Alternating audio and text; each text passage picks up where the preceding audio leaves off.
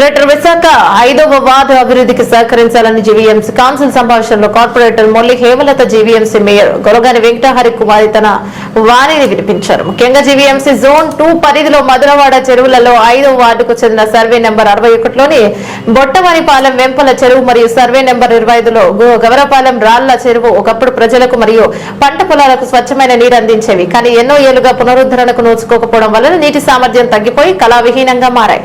చెరువులలో పుడికలు తీయించి tank bund working track ఆధునికరణ పనులు చేయించాలని మరొకమారు ఆ అభ్యర్థనను స్వీకరించి త్వరితగతిన పునరుద్ధరణ పనులు జరిగేలా తగు చర్యలు తీసుకోవాలని కార్పొరేటర్ మొల్లి హేమలత అన్నారు. నమస్కారాలు తెలియజేసుకుంటున్నాను మేడం. మాది 5వ వార్డు జీవీఎంసీకి లాస్ట్ లో ఉంటుంది.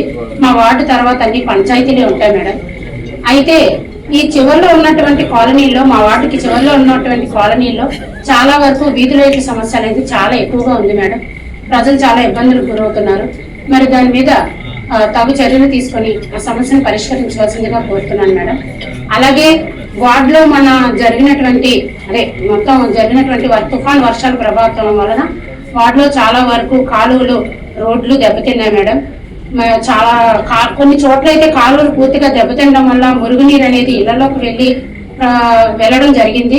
ప్రజలు చాలా ఇబ్బందులకు గురయ్యారు. దాని మీద తగు చర్యలు తీసుకొని వెంటనే దాన్ని పరిష్కరించాల్సిన అవసరం ఎంతైనా ఉంది మేడం. అలాగే వార్డులో బొట్టవానిపాలెం అలాగే నగరంపాలెం ఏరియాలో చెరువులు ఆక్రమణకు గురవుతున్నాయి. అవి ఆక్రమణకు గురి కాకుండా వాటిని డెవలప్మెంట్ చేయవలసిందిగా గౌరవ మేయర్ గారిని, కమిషనర్ గారిని కోరుతున్నాను madam. Thank you so much madam, నాకు అవకాశం కల్పించింది.